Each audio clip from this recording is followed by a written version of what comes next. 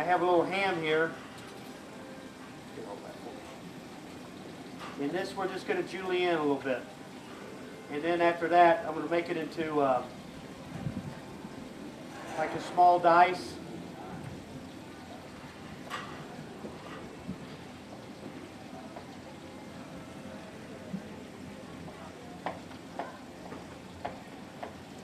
We're going to make our salad dressing out of that.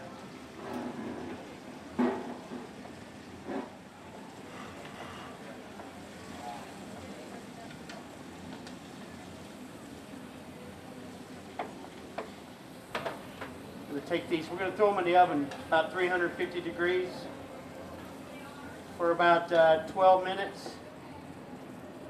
And I'm just going to use this pan that I have here, even with that seasoning, with those juices in there. We're going to throw the ham in there. I like the red onion. The red onion is a little sweeter, adds a little color, gives a little bit better flavor. And then we slice it in half. And then we're just going to slice it like that. Add that to our ham that's sauteing. And we take a few oranges here. I'm going to squeeze these oranges. This helps juice come out. Okay, we're going to squeeze a little juice in here. All right, Lance. Put the tongs down, step away from the oven. There you go, man. Just let it cook. Try to get right here. And I'm going to show you the quickest way to do your garlic. Just to hit it with a knife. And then I just like to break it like that.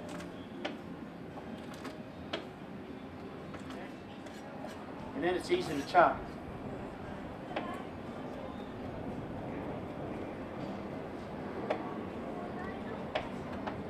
Throw that in there. You gotta have garlic in there. This olive oil in it. Thank you.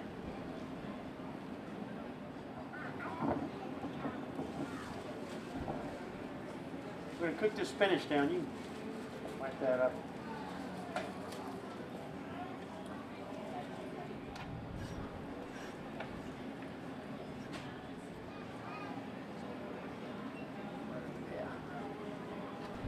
I'm going to stay away from salt on this, just because of the ham.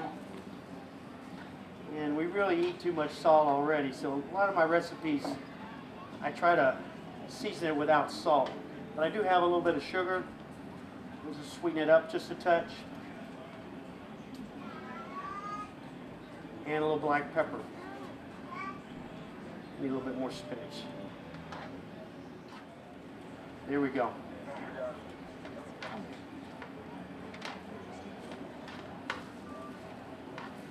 You know, I'm with this this group of chefs, and they're going to be coming in. I got another 2 chefs coming in at 2 more coming in at 4, and 2 coming in at 6. And we're all part of this chef society called the Epicurean World Master Chef Society. And I've been with this society for going on 20 years now, and we've been able to go all around the world basically and compete and entertain other parts of the world, entertain ourselves basically, but and compete against other countries from Canada to Thailand, Budapest. A little bit more spinach. Well, I'm going to tell you one little story. This is our first trip, was to London. This is back in 91, 92. And we competed against a team from England. And we went over there. It was a huge, it's called the Golden Platter competition. And it's really my first time overseas.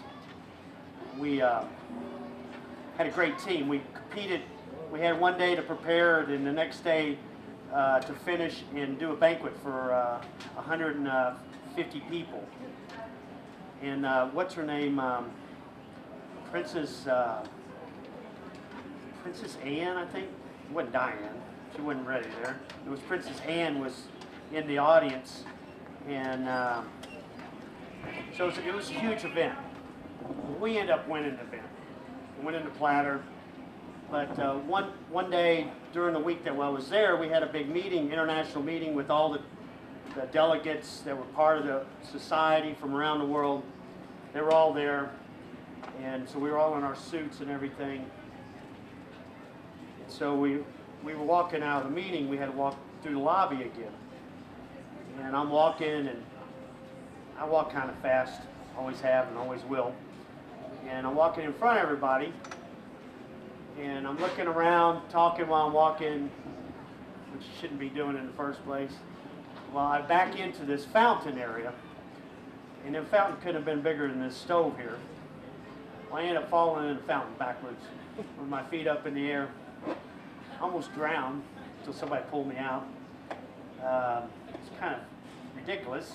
So they rushed me on the elevator to go up to my room. Of course, there's people on the elevator I'm dripping wet. So I change and all that. I go back downstairs, and I go to the front desk, and I asked the lady if she could change the money for me. She goes, yeah. I said, I need some pounds. She goes, okay. I hand her my money. She starts laughing. I go, why are you laughing? She goes, you're the one who fell in the fountain, right? I said, yeah. I said, how'd you know? She goes, your money's still wet. All right. We need more spinach. Come on. How's the steaks doing?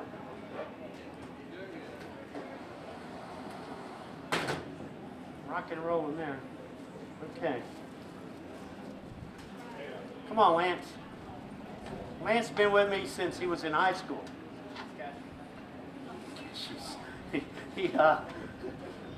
Since you were a junior, right? Senior. And then Lance graduated from high school, and now he's in culinary school at the Cordon Bleu in Dallas. And you're on your second year? Or still on your first year? Third, first year. Okay. Here's some cashews. Here's some tomatoes. All right, I'm going to show you a couple plates here. Because there's different ways to do this salad here. And this is a wilted salad. And you know, we could throw it on the plate like this. That looks pretty good though, doesn't it? And put some tomatoes around there, right? Maybe throw a little bit of Gorgonzola cheese around there. And we throw a little steak on the plate. Okay. How's that look? Now, we could probably sell that for about, well, it's a small serving, but we put a little more steak on there. We'd probably get about $6.95 for that. Don't you think? We'll make a little sockle here, and then we'll take our spinach salad here like this, see? Turn this off. Put that in a plate like that. All right. And then we take some cashews. A little cashew on the plate. Oh, there's a spoon. Good. Take this, kind of lay it on there, coming off of there like that. That. Sprinkle on the plate. Take the cheese. It's good Gorgonzola cheese here. You use blue cheese crumbles. Just kind of put that right on top. The tomatoes right here in the middle.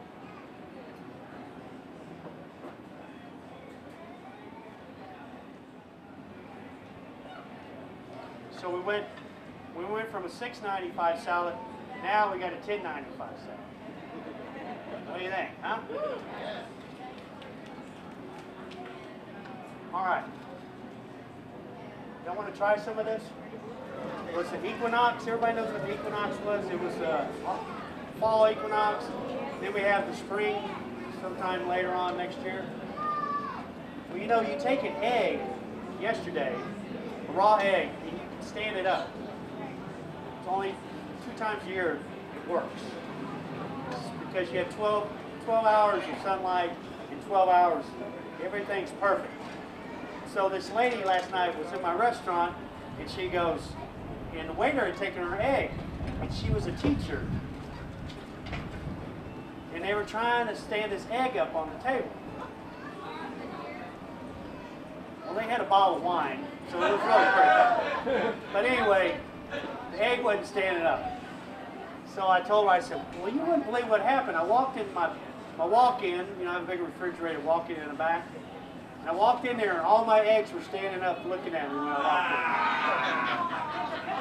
walked in. So she wanted to go see it. I said, no, you're not going back.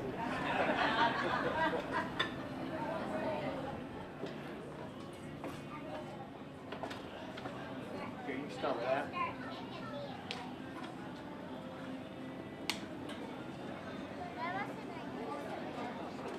Now you want to let your meat, see how the meat's rested, it's been resting? So it's all pink inside, and it's none of the juices are, you're not losing a lot of juice. Whenever you're cooking meat like this, or you're pan frying it or even grilling it, after you take it off the grill, let it rest, you know, 4 or 5 minutes before you slice it.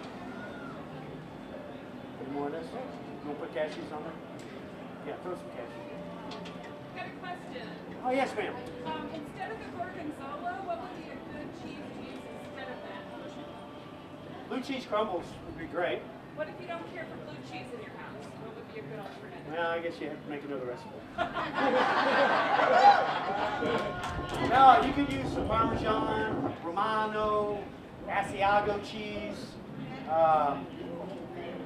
You know, you want something with a little bit of bite on it. Orson would be good.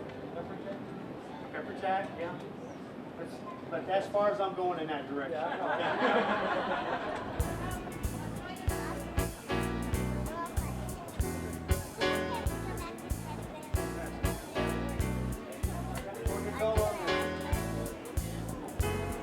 Cutie, is that good?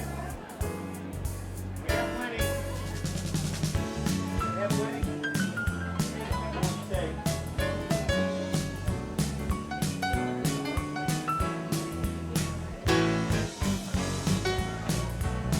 Y'all were a great audience, by the way. Oh, I got the recipes. Anybody want a recipe? Yeah, come on.